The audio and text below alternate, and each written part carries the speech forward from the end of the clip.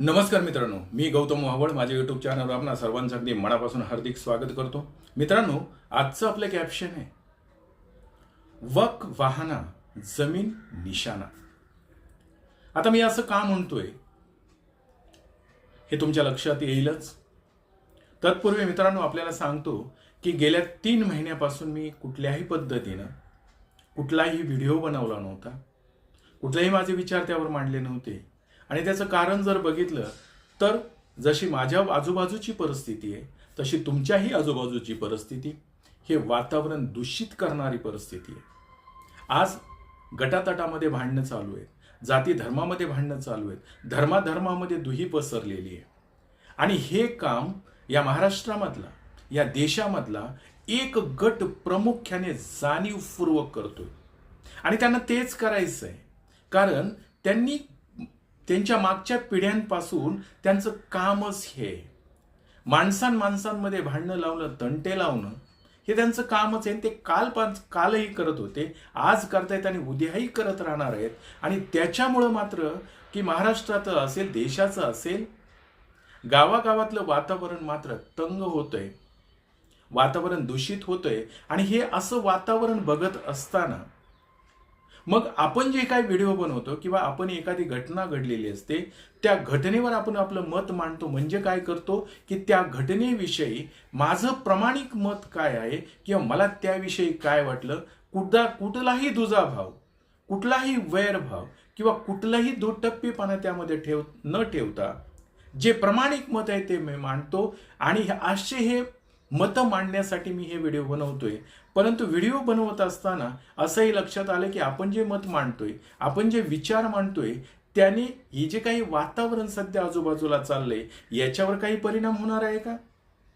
आणि जर परिणाम खरंच होणार नसेल तर मग आपण व्हिडिओ बनवणं संयुक्तिक आहे का? ते जर व्हिडिओ आपण बनवले तर त्याचा जर परिणाम समाजामध्ये दिसत असेल, आपल्या विचाराशी लोक जर जुळत असतील किंवा आपल्या विचाराप्रमाणे अजूनही लोक एकत्र येत असतील तर त्याचा परिणाम चांगलाच आहे असं म्हणावं लागेल. परंतु जर त्याचा परिणाम जर विपरीत होणार असेल तर मग आपल्या म्हणण्याला अर्थ नाही राहत, आपल्या म्हणण्याला संकुचित होतो किंवा आपलं म्हणणं हे संकुचितपणाचं ठरतं असं मला वाटतं.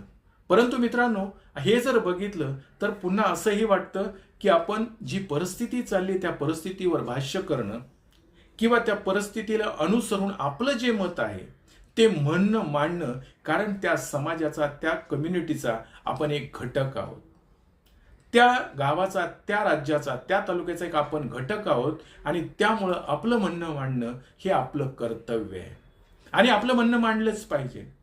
त्याचा परिणाम संयुक्तिक होईल, विपरीत होईल आपल्याला माहीत नाहीये.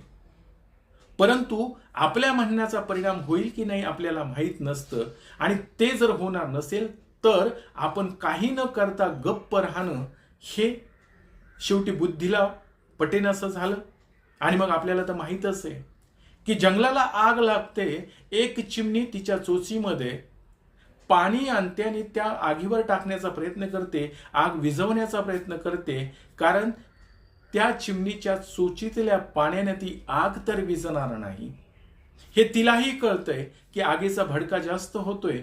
परंतु मी काहीच न करण्यापेक्षा मी काहीतरी प्रयत्न करणं आणि काय तर काही न करण्यापेक्षा काहीतरी केलेलं बरं. आणि म्हणून ते चिमणीचं उदाहरण घेऊन मी पुन्हा हे व्हिडिओ बनवतोय आणि तुम्हाला वेगवेगळ्या विषयावर माझं जे काही मत आहे, माझ्या मताशी तुम्ही सहमत असाल नसाल मला माहीत नाहीये, पण माझं जे काही प्रामाणिक मत आहे ते मी मांडण्याचा प्रयत्न करतोय. आणि मित्रांनो, म्हणून आजचा जो विषय आहे आपला की वक बहाना जमीन निशाणा. मी असं का म्हटलंय, कारण 2 एप्रिल 2025 लोकसभेमध्ये वक्फ बोर्डाविषयी विधेयक मांडलं गेलं. आणि ते विधेयक मांडल्यानंतर त्या वक्फ बोर्डामध्ये सुधारणा करायच्यात. का सुधारणा करायच्यात? हे वक्फ कुणाचं आहे तर हे मुस्लिम कम्युनिटीचं आहे.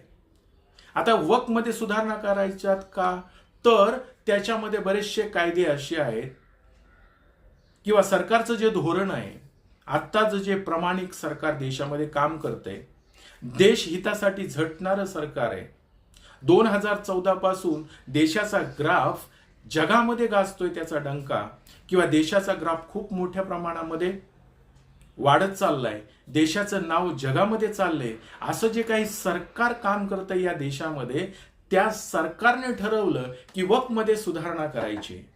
कारण भरपूर कारणं दिलेली आहेत त्यांनी, आणि हे वक्फ कोणाचं आहे तर मुस्लिम कम्युनिटीचे आहे. आणि हिंदू मुस्लिम करणारे हे सरकार किंवा मुस्लिमांविषयी अतिप्रेम असणारे हे सरकार त्यांच्या वक्फमध्ये सुधारणा करते. आणि त्या सुधारणा का करते तर गरीब मुस्लिमांना त्या वक्फचा काही फायदा नाहीये, कारण त्यांचं आहे. बरं, त्या वक्फ बोर्डामध्ये अदर कम्युनिटीचे लोक असले पाहिजेत, हे असं यांचं म्हणणं आहे.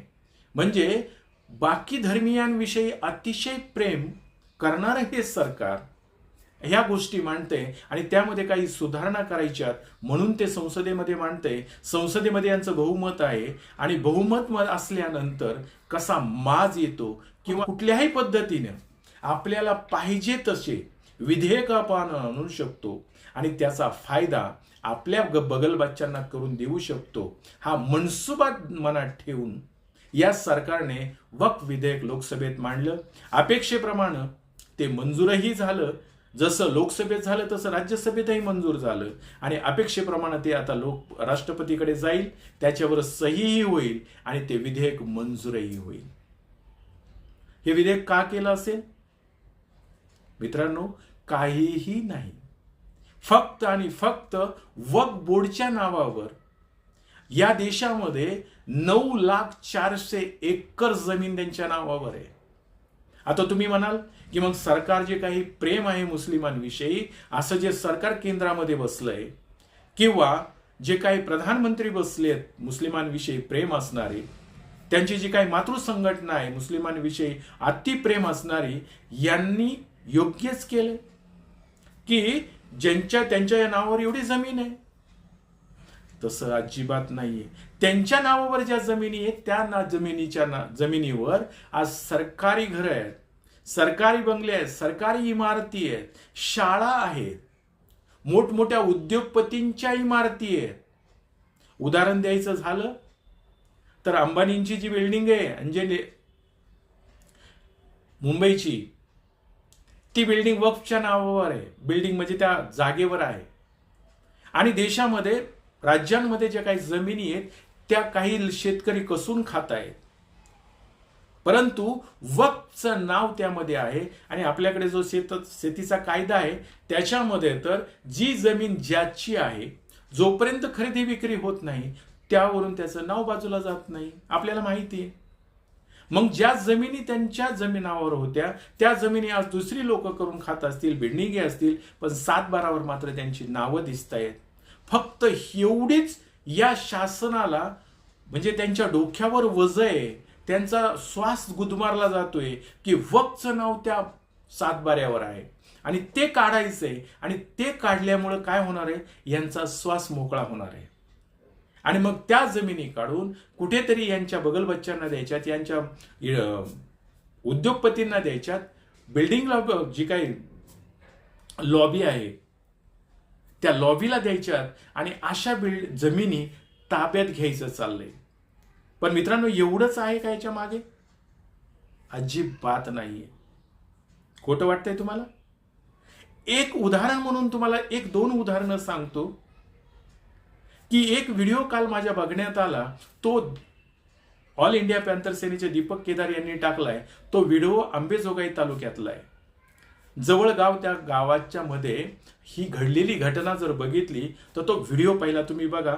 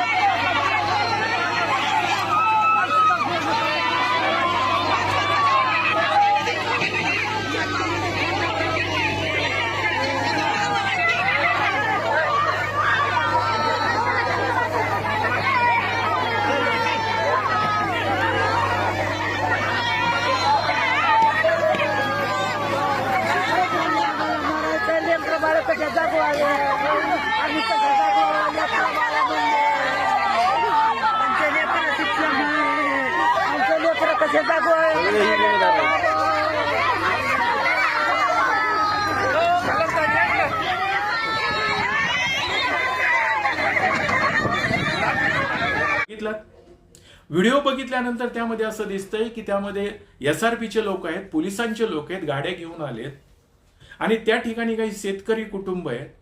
17 शेतकरी कुटुंब, 17 एकर जमीन, म्हणजे प्रत्येकाच्या वाट्याला 1-1 एकर जमीन येते. ती कसून खात आहेत. किती वर्ष? 40 वर्ष. तहसीलदार असेल, कलेक्टर असेल, यांच्याकडे खेटे मारतायत, शासन दरबारी खेटे मारतायत की ही 40 वर्ष आम्ही जमीन कसून खातोय, आम्हाला ती द्या. पण शासन ती देत नाहीये. आणि इकडे मात्र जसं 2 एप्रिल 2025 इकडे वक्फचा कायदा लोकसभेमध्ये यांनी वक्फ सुधारणा विधेयक मंजूर केलं, तसं इकडे जर बघितलं तर या गावामध्ये हे जे काही 17 कुटुंब आहेत यांच्या ताब्यात असलेली 17 एकर जमीन हे शासन ताब्यात घ्यायला निघतंय आणि त्यासाठी त्या ठिकाणी असलेल्या पोलीस बळाचा वापर करतंय, SRPचा वापर करतंय. त्यांना उचलून कसं टाकतायत तो सुद्धा व्हिडिओ तुम्ही बघा.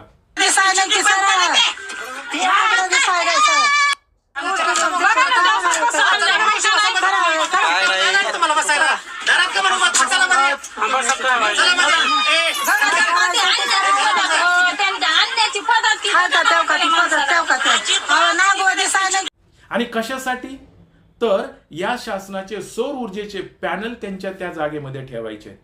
आणि मित्रांनो, तुम्हाला असंही वाटेल की ठीक आहे, त्यांच्याकडे जागाच नसेल तर सरकारची जागा आहे म्हणून ते ताब्यात घेत असतील. मित्रांनो, तसं नाही. त्या गावामध्ये 300 एकर गायरान जमीन आहे. मग 300 एकर यांच्या ताब्यात असलेल्या 17 एकर जागेतच यांना सौर पॅनल ठेवायचे. 300 एकर गायरान जमीन आहे. गावाचाही कुठला विरोध नाहीये, परंतु जी मानसिकता आहे, ज्या सरकारला प्रेम आहे दलितांविषयी, ख्रिश्चनांविषयी, पारशीविषयी, मुसलमानांविषयी, आदिवासींविषयी, हे सरकार ही कामं करतायत. आणि यांचेच बगल बच्चे, मग ते तहसीलदार असतील, कलेक्टर असतील, मोजक्या ठिकाणावर, मुख्य ठिकाणावर बसवले जात आहेत आणि यांच्या आदेशाप्रमाणे काम करतायत. तिथली SRP जर बघितली तुम्ही, कसं उचलून त्या लोकांना आतमध्ये टाकतायत.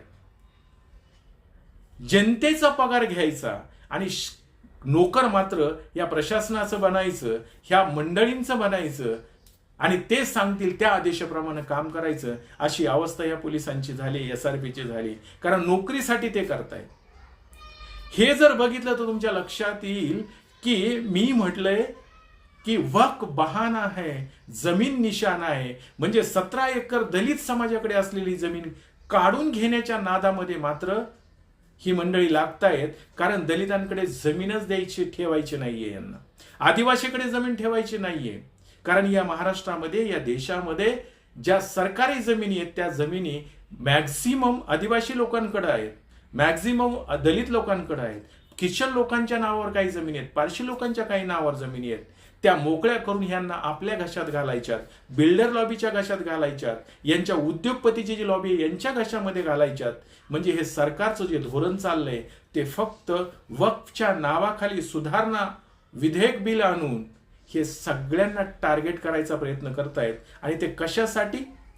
तर फक्त आणि फक्त जमिनी ताब्यात घेण्यासाठी. या ठिकाणी मित्रांनो असंही झालंय की आता त्या ठिकाणी ऑल इंडिया पॅन्थर सेनेनी त्यामध्ये आवाज उठवलाय. आणि त्या ठिकाणी जर बघितलं तर जी 17 कुटुंब आहेत त्यातली 4 कुटुंबातली 4 मंडळींनी त्यामध्ये 20 प्राशन केले. कारण एक जमिनीचा तुकडा त्यांना हवाय, ते सरकार देत नाही. आणि त्यांना उचलून जाताना तुम्ही त्या व्हिडिओमध्ये बघितलंच असेल. म्हणजे आपला जीव द्यायला ही मंडळी तयार आहेत, परंतु ही मंडळी यांना शासन त्यांना जमिनीचा तुकडा द्यायला तयार नाहीत. परंतु पाहिजे त्यावेळेस मात्र शासन म्हणेल तशा पद्धतीने जमिनी काढून घ्यायचा प्रयत्न करणारं हे शासन आहे. आणि त्यामध्ये 1-2 जणांची प्रकृती अतिशय गंभीर आहे, म्हणजे ती जाण्याच्या बेतात सुद्धा आहे.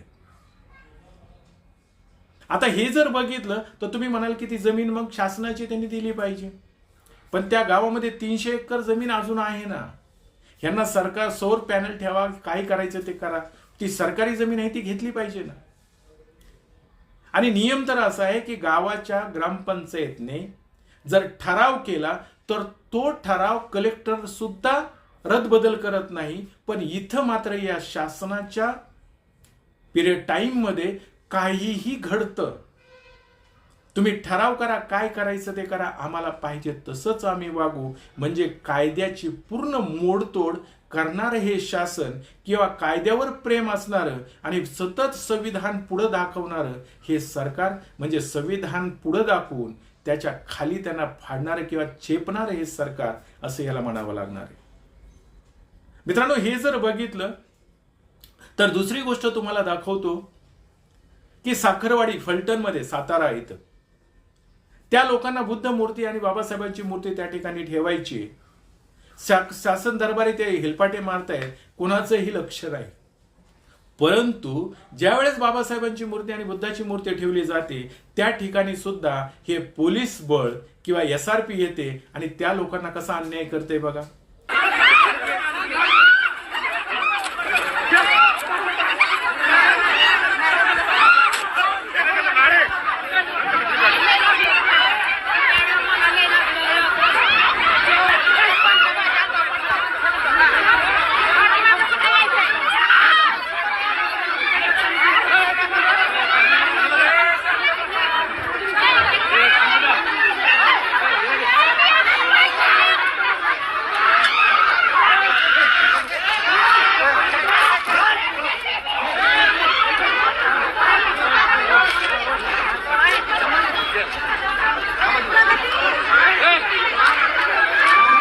म्हणजे ज्यावेळेस तुम्ही सरकारकडे मागणी करताय, सरकार हे मायबाप आहे, त्यावेळेस सरकारचं लक्ष नाही, सरकार त्याकडे त्या लक्ष द्यायला वेळ नाही. पण ज्यावेळेस हे करतं त्यावेळेस मग असा कुठला गट निर्माण होतो की तो गट सक्रिय होतो, शासनाच्या दरबारी लगेच मेसेज जातो आणि शासनाचे हे पोलीस म्हणजे खायचं जनतेचं आणि नोकरी मात्र शासनाची करायची, असं हा प्रकार चालू आहे. आणि ते मग त्या मंडळींवर अन्याय करतायत. हे तुम्हाला खोटं वाटते?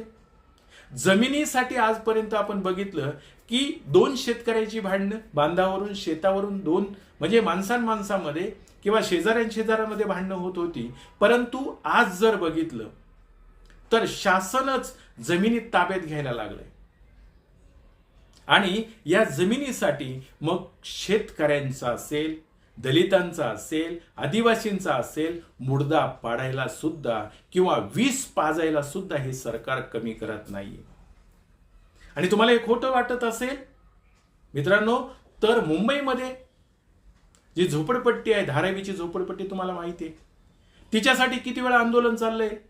ती झोपडपट्टी मोडण्यासाठी, एका बिल्डरच्या घशामध्ये घालण्यासाठी किती सरकार प्रयत्नशील असेल, ते महाराष्ट्राचं सरकार असेल, केंद्राचं सरकार असेल, हे सर्व प्रयत्न करत आहे.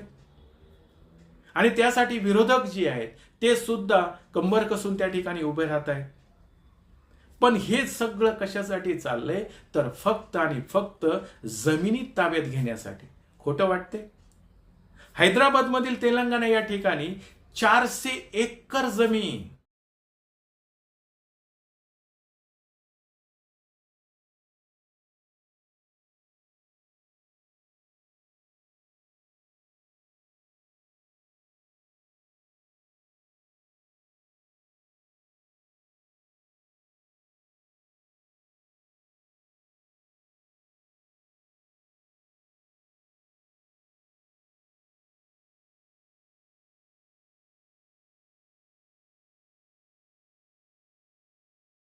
जसं मुंबईमधले आरे कॉलनीतली जमीन किंवा जंगल यांनी सपाट करायचं ठरवलं. आपण म्हणतो झाडे लावा, झाडे जगवा.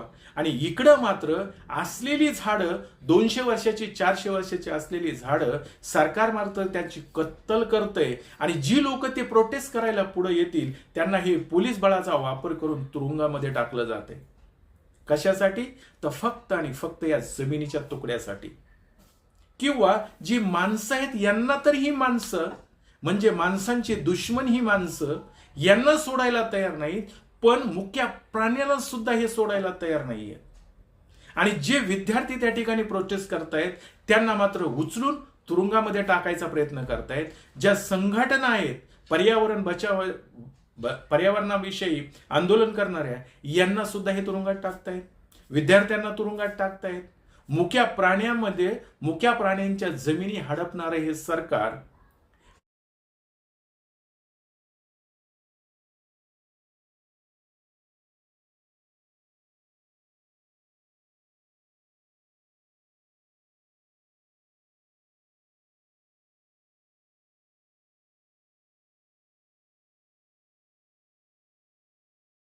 आज ते व्हिडिओ बघितले तर तुमचं मन विचलित होऊ शकतं की त्या मुक्या प्राणीने यांचं काय केलंय. परंतु यांना ना माणसाची दया आहे, ना मुक्या प्राण्यांची दया आहे, पक्षाची दया आहे, प्राण्याची दया आहे, कुणाचीही दया नाहीये. कशापुढं तर जमिनीच्या तुकड्यापुढं. यांना फक्त जमिनी ताब्यात घ्यायचं चाललंय. आणि मित्रांनो, हे जर बघितलं तर मग तुम्हाला असंही वाटेल की मग यावर न्याय कोण देणार आहे की नाही. आहे ना, न्याय देण्यासाठी यांच्या मंत्रिमंडळामध्ये, मग राज्याचं मंत्रिमंडळ असेल किंवा केंद्राचं मंत्रिमंडळ असेल, केंद्रीय मंत्री असतात, इकडे राज्य मंत्रिमंडळात मंत्री असतात, आणि तेही सामाजिक न्याय मंत्री असतात मित्रांनो. आणि हे सामाजिक न्याय मंत्र्यांच्या कानामध्ये बोळे घातलेत, डोळ्यामध्ये चष्मा लावलेला आहे, डोळ्यावर ही आंधळे झालेली आहेत. खोटं वाटतंय. आणि याच महाराष्ट्रामध्ये अंबाजोगाई तालुक्यात असलेली घटनेवर प्रतिक्रिया द्यायला ह्या सामाजिक न्याय मंत्र्याला वेळ नाही, मात्र गावांची नावं बदलण्यात हे मशगूल आहेत. पूर्वी या संभाजीनगरचं नाव खडकी होतं, कालांतराने त्याचं नाव औरंगाबाद झालं. तसंच रत्नपूर हे पूर्वी खुलताबाचं नाव पूर्वी रत्नपूरच होतं, कालांतराने ते गावांची नावं बदलणं, पाट्या बदलण्यामध्ये ही मशगूल आहेत. आणि का नसावं? कारण यांची ताकद नसताना, यांची लायकी नसताना यांना त्या ठिकाणी बसवलंय. म्हणून हे सरकारचे लालघोटेपणा करतायत. आणि जे गोष्टी घडायला पाहिजेत की सामाजिक न्याय, की लोकांना न्याय देण्यापेक्षा हे या सरकारची हुजरेगिरी करण्यात मशगूल आहे. खोटं वाटतंय. केंद्रातले सामाजिक न्याय मंत्री काय करतायत? कांद्या बटाट्यावर कविता करतायत.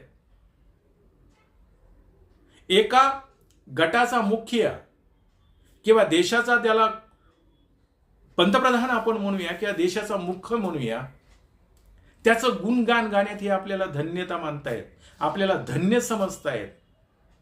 आणि ते गुणगान केलं की आपलं काम झालं, आपल्याला कुठल्याही गरज नाहीये गोष्टींची.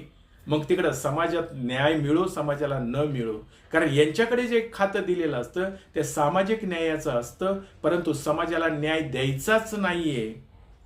आणि हे देऊच शकत नाहीत, कारण त्यांच्यात तेवढी ताकद नाही, म्हणून तर यांच्याकडे हे खातं दिलेलं असतं.